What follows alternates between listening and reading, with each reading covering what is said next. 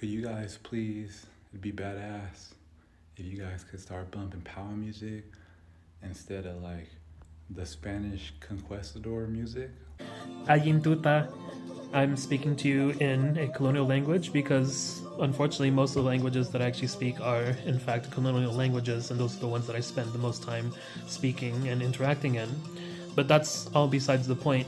I think that this point of saying that, you know, us Latinx people should be listening only to powwow music or playing it or things like that is really kind of creating a bigger rift that is already happening, and I feel like it's been here for ages already, of using these colonial imposed borders to continue to separate us. I mean, like, we're separated by colonial languages, which I think is ridiculous enough. Francophone North America, Anglophone North America, and Hispanophone South America, and even Lusophone South America. Like, these are all artificial borders that have nothing to do with our peoples. And yet when we squabble about things like what kind of music we should be doing or stuff like that, or even saying what is or what isn't indigenous music, I think that creates a bigger rift. I would like to remind you that actually most of our indigenous musics, actually most of our music in general that comes out of Latin America is an expression of our indigeneity. And like, even when we have instruments that were given to us or by forced upon us by Europeans, we've learned how to create them and to like play them in ways that are actually expressive of our own musical heritage.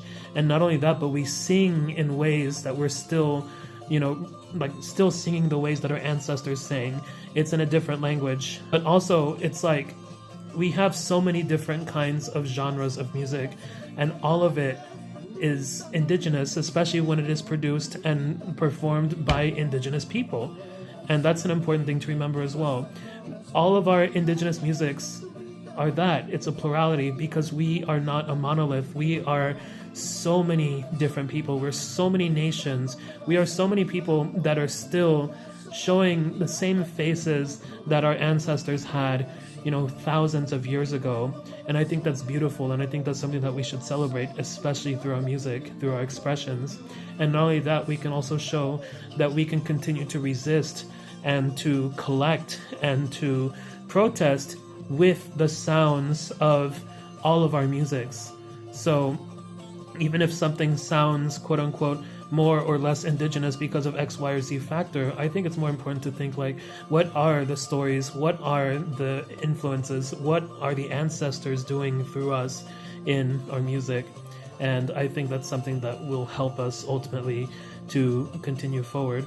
And I'll say that, a lot of music in Spanish actually often features singing styles that are very much indigenous. So do not dismiss that.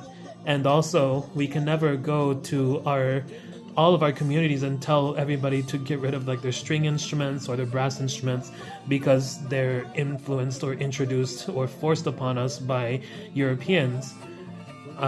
These are instruments that have become so important to all of our cultures that, it's not something that we can just easily yank away from us. There's so much more that I can say, but up to this point, all I want to say is Tupananchis Kama, and hopefully you have some good tea.